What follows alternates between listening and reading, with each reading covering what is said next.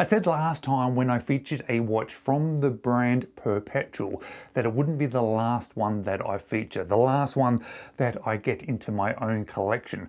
But as you'll probably expect, when you are choosing a watch from a brand, you pick what you think is going to be the best or the one that you like the most, and that is what I did. But as it turns out, this second watch that I've now got from Perpetual, well, I like it even more than that first one.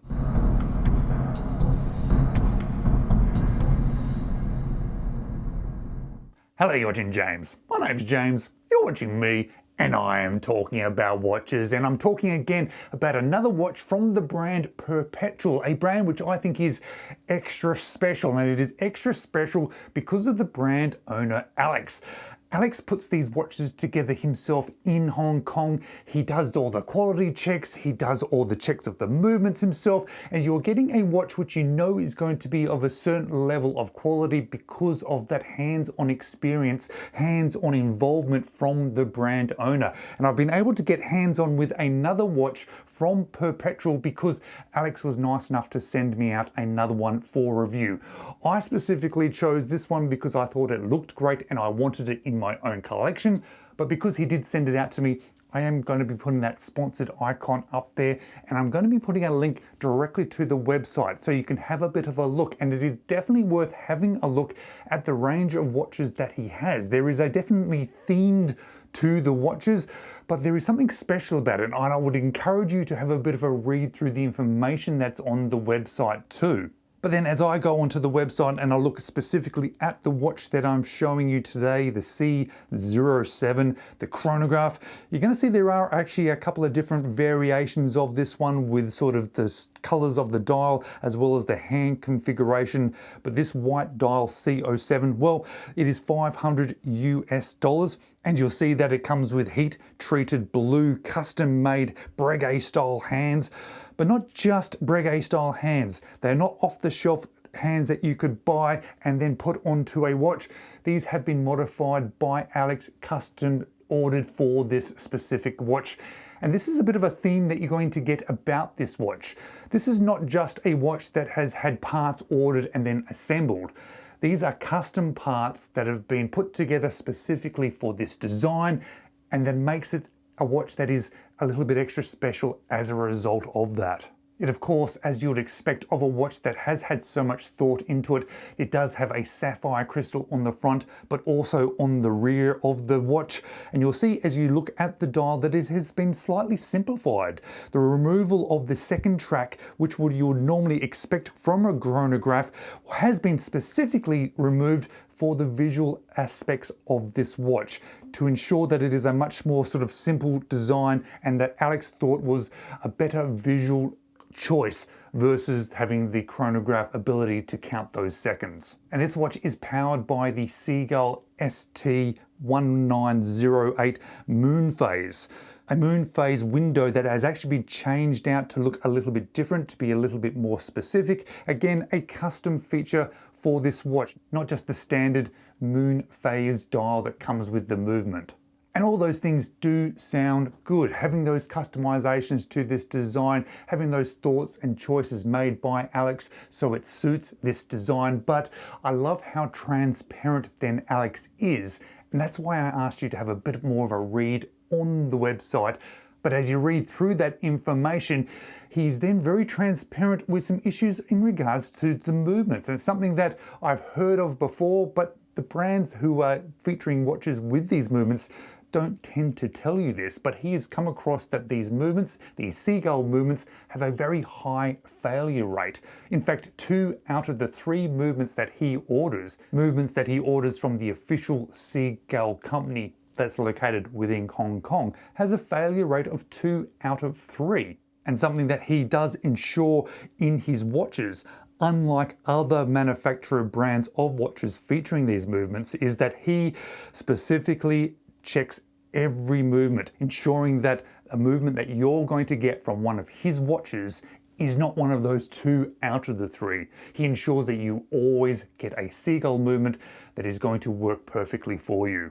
And what I've learned from these watches, from this brand, and from the information that he supplies to us is that I'm now a little bit nervous about buying watches with a seagull movement, unless it's from a brand like this that puts so much attention into it to ensure that we are getting a quality product that doesn't have any issues. But let's now dive a little bit more into this specific watch that I now have on my wrist and that I have been enjoying, starting with the size of this one, because the case of this chronograph is 41 millimeters. The height is 14.5 millimeters.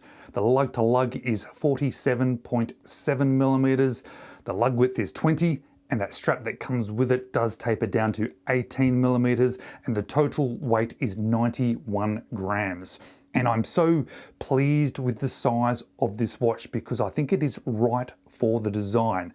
As you can see on my 17 centimeter wrist, it has presence, but it fits and it suits and it feels substantial and solid. I think that's the best way that I can describe it. And I think a watch with so much complications going on the dial, the way that it presents itself, feels like it suits this size. I've had hands-on with quite a few chronographs, especially the ones like this that have this general aesthetics and moon phase, and they tend to be a little bit more substantial. Now, when I say substantial, I'm not talking oversized like a Panerai or something that feels like it should be large.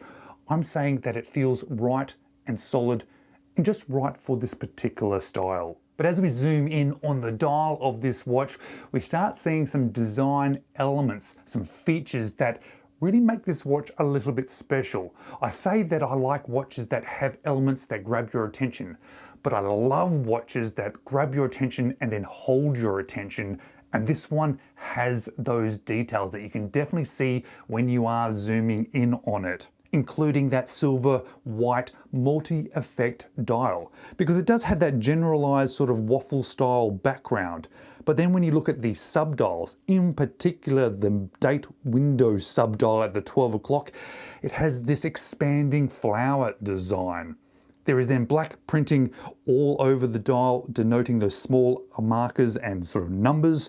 But then the Roman numerals themselves, the main numbers, are then applied in sort of a silver steel look. I've already mentioned about those main Breguet style hands are not traditional Breguet style hands. They are modified to suit this particular watch, but they are heat treated blue, including the other subdial hands too. And of course, a big feature of this watch, something that does stand out significantly, is that moon phase window. And this seagull movement does have a true 29.5-day cycle, so you can set that moon phase up and track the moon in your local area. And that double-domed sapphire crystal that is covering this dial of this watch is also particularly nice. I am finding that you can buy lots of watches with sapphire crystals, and sapphire crystals are fantastic, but not all sapphire is the same.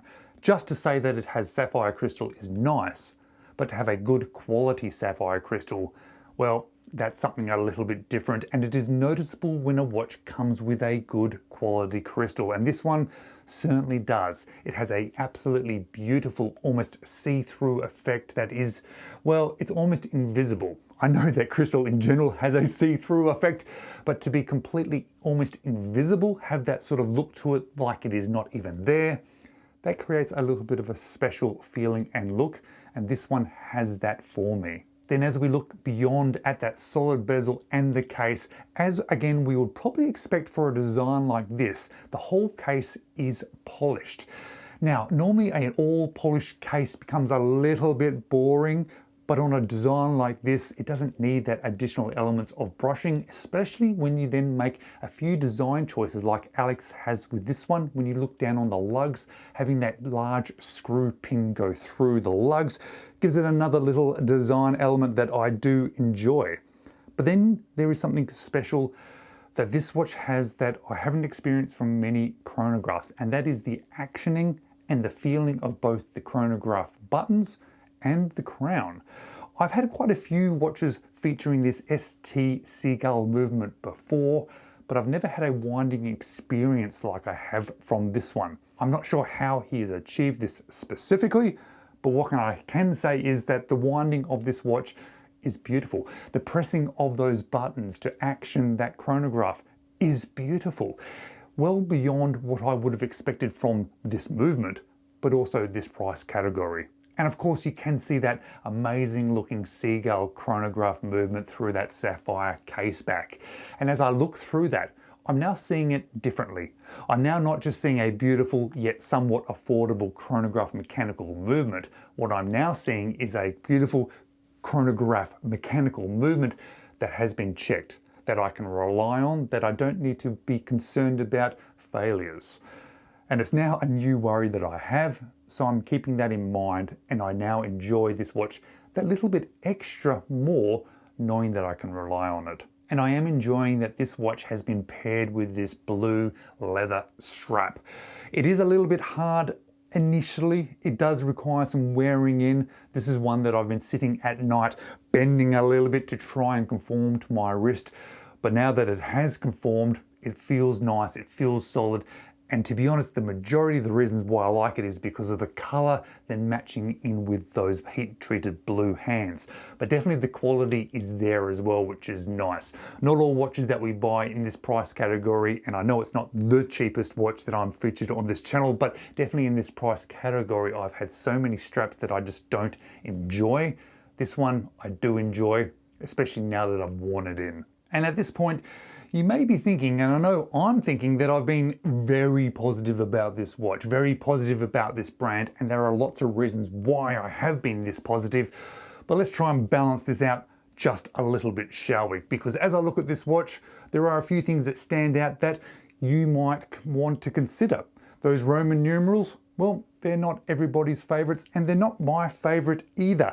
However, as I look at this design and I think about how that could be changed, could they be removed or put normal sort of standard numbers, or maybe even just general markers, and I'm not convinced they would have been the right decision for this. So perhaps Roman numerals is the right decision, even if they're not my favorite.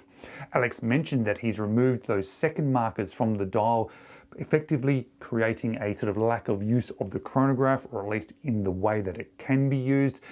But visually, it has helped the dial, but it could be an issue if you are going to be using this chronograph to do timing. The lack of brushing on a case is normally something I point to. And I guess although this one has a lot of elements to it and the full polished case does suit it, there could be points of it that could possibly be brushed that may or may not improve this. It's one of those watches where I can point to things to say that that's not my favorite element. But then when I think about what I would do to change it, then I'm not really entirely sure whether or not those changes would assist in making it better, or if in fact it would probably make the watch worse. What I can say is this is a really nice watch. It's a watch that I've really been enjoying in my collection. It is a watch that has surprised me in a number of aspects, and it's from a company that I really like and I really want to help promote and get out there to people, not to sell you a watch, but just to let the brand be a little bit more made aware of. Thank you so much to Perpetual Watches. Thank you so much for you guys for watching, and perhaps you wouldn't mind watching one of my other videos next.